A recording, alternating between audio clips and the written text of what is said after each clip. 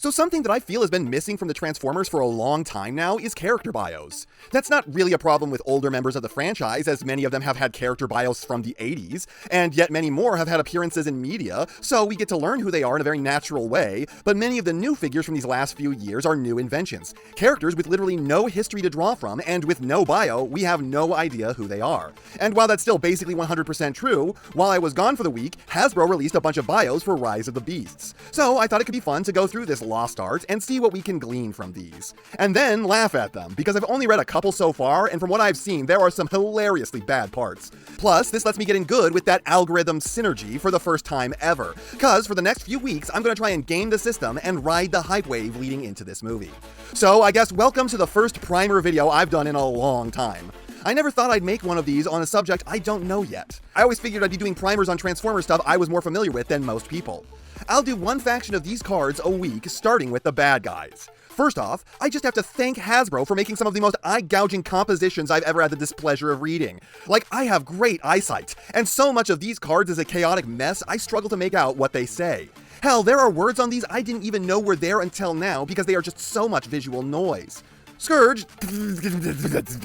I know it says the Terrorcons, but seriously, you try reading that. It doesn't help that the compression is making me feel like I smeared Vaseline on my eyeballs. Great job making the headers all dark red text with a medium red glow. My eyes want to bleed to match the color of the text out of sympathy. Designation, Terrorcon leader, and the most fearsome hunter in the universe. You have been warned. Well, I was with you until the you have been warned part. That's trying so hard to be edgy, it made me cringe right out of my chair. Threat level. The Terrorcons are hatched straight out of your worst nightmare, and Scourge is them at their most savage. We are 2 lines in and I am already begging you to please stop. This has as many sharp corners on it as an Edgy the Hedgy fanfic read through the slot in a razor blade. Goonverts into a monstrous-looking 1994 Peterbilt 359 with 4 exhausts belching black smoke into the air and a horrifying maw-like front grille. You look at converts and tell me it's not spelt with a G here. Outside that, I don't know that I would call the front of this truck maw-like. General demeanor. Ruthless, cunning, and treacherous. Scourge is a cruel and incredibly powerful player that should be avoided at any cost. Okay, 1. When you say general demeanor, just say personality. Like, why would you not?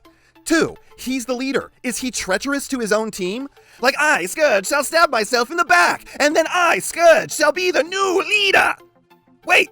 And then if you have a team of like 2 people behind you, and you go, well, you're expendable, congratulations on being the biggest, dumbest idiot to ever fight a war. Betray them and lose like 2/3 of your combat effectiveness, you ass clown. Or are you treacherous to Space Satan? Because let me tell you, I don't think it's a good idea to try and betray Unicron. Seems like a very fast way to get yourself axed by a god. If I had to make a guess going in, I'll say that the whole treacherous aspect won't actually feature in the movie.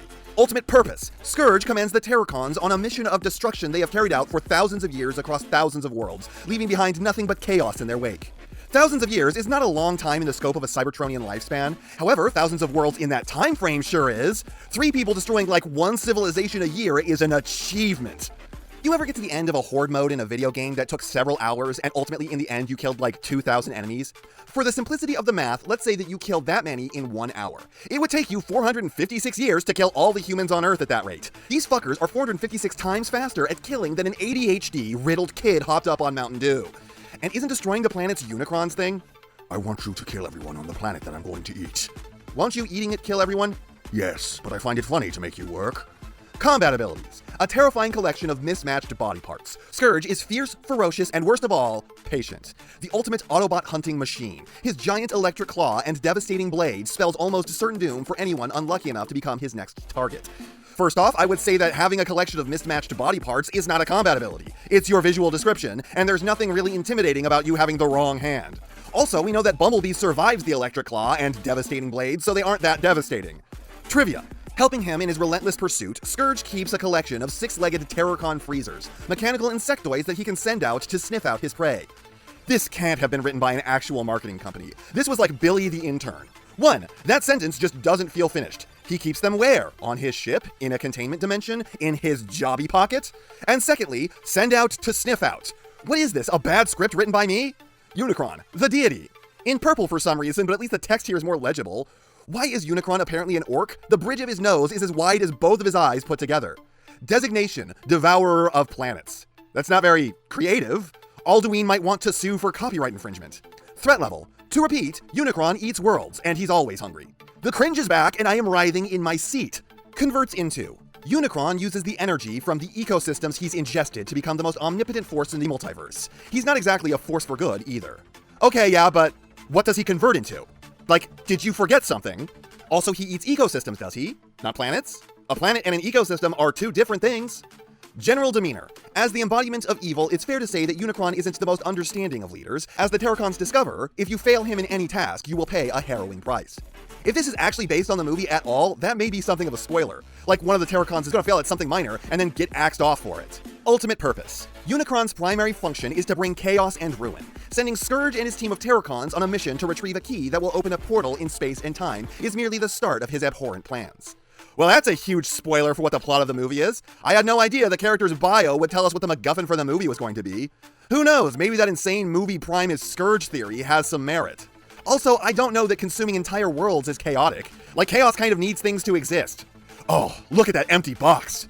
Chaos. Combat abilities. Unicron is a deity so large that it can consume entire other worlds and all the life on them. That's not exactly a combat ability. What does he do when they fight back? Does he have, like, surface guns or something? Trivia. As well as having a cosmic hunger, Unicron is also partial to possessing his victims to serve his very many nefarious needs. Like farting in a crowded elevator and then blaming it on someone else. Battle Trap.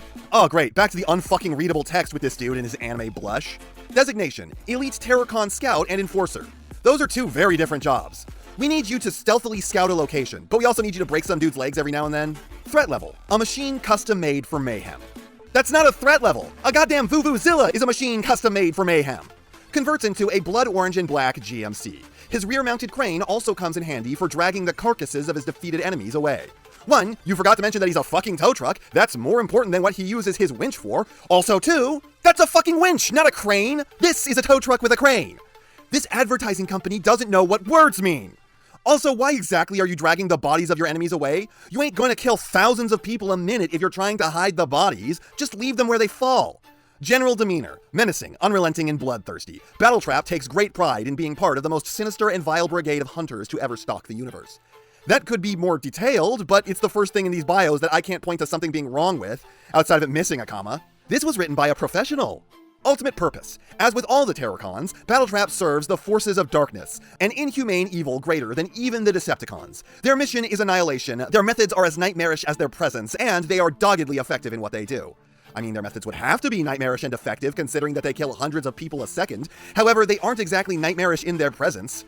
Oh my god, he's just standing there! Menacingly! Combat abilities. Battletrap relishes the viscera and fury of battle, eagerly carrying out the orders handed down to him by Scourge, dishing out punishments with glee. Okay, but what are his combat abilities? Did you forget something again? What you just said was more about his general demeanor than his general demeanor section, but it sure wasn't about a single ability he has of any type, let alone a combat one. Trivia. In the spirit of his considerable appetite for destruction, Battletrap's left fist is capable of unleashing an electrified flail, a huge ball on a chain designed for maximum carnage. That's a combat ability! Did you accidentally switch the text for the last two categories? Also, thanks for assuming I don't know what a fucking flail is. You must think everyone is as incompetent as you are. Lastly, Nightbird. Designation, Terrorcon and Ninja. I wonder if she will behave at all like a ninja in the movie. Threat level, the ultimate assassin with an alarming aptitude for slaying her marks. Translation, the ultimate killer who's really good at killing. Converts into a jet black Nissan Skyline GTR R33 with a suitably shadowy matte copper trim. I'm sure the car nuts in the comments heard that indecipherable string of name code and immediately creamed their pants, but what exactly is shadowy about a copper trim? That's like saying a particularly brave wood-burning stove. General demeanor. While the other Terracons are brutish and intimidating in their methods, what makes Nightbird such a genuinely chilling foe is her effortless expertise. When you say the other Terracons, do you mean the other two? Also, what makes her chilling is her expertise. That's not contrasting with what came before it, and it has nothing to do with being scary or anything to do with her demeanor. That's like saying what makes them a particularly mopey sad sack is, unlike her friend's angry music, is her immaculate baked goods. Ultimate purpose. Nightbird faithfully serves Scourge and exists only to execute her bloodthirsty team's terrible objectives with gleeful power and purpose. While she is more measured than the Terracon leader in her approach, she is every bit as dangerous in her execution. Why do they keep putting the character's demeanor in anything but the demeanor? Can you please figure out what your format means? And god, all these villains exist only to do the team's mission. Combat abilities. Armed with twin katana and an ability to attack her victims in deadly silent strikes, should have been with, Nightbird is an enemy that you don't see coming until it's too late. Oh my god, you mean to tell me that they actually included combat abilities where combat abilities go? Madness! Trivia. She fights and moves with perfect efficiency. This Terracon firmly believes that once the objective has been achieved, the battle is won. For her, anything else is just wasted effort. What does that mean, dude? Does she sincerely blow up a radio tower or whatever the objective was and stop fighting? You can believe the battle is won all you want. They aren't going to stop shooting at you. So what, do you believe it's over but then just don't stop fighting because it's not actually over? Or are you like loudly judging your opponents for not giving up like some kind of war Karen? Despite the fact that you don't seem to understand that their objectives and your objectives are not the same. Just because you completed yours doesn't mean that they go, oh okay, she scored first, so it's time to surrender. Man, maybe I understand why they stopped doing these character bios, because those were exhausting to read. They put so much information where it doesn't belong and found so many ways to say nothing while talking endlessly. That didn't read like any insight into the characters. It read like someone in the marketing department was told to come up with blurbs about them, but weren't allowed to see the movie, so they were just trying to be as vague as possible so they weren't horribly wrong about everything. But then just wrote it all out of order anyways. I suppose, tell me if you want to see more like this video, because this felt a lot chintzier than I expected going in. Reading what someone else wrote makes me feel like I'm cheating, and I worry that maybe it's not as entertaining to you as I hoped going in. And that's not half what I have to say, but it's enough what I have to say. And I know, you know, what everyone else tells you to do at the end of these videos. So, if you liked what you saw here, please do that. And if you'd like to take it a step further, then please share this video with any friend you think may be interested. I hope you all enjoyed listening to me waste your time.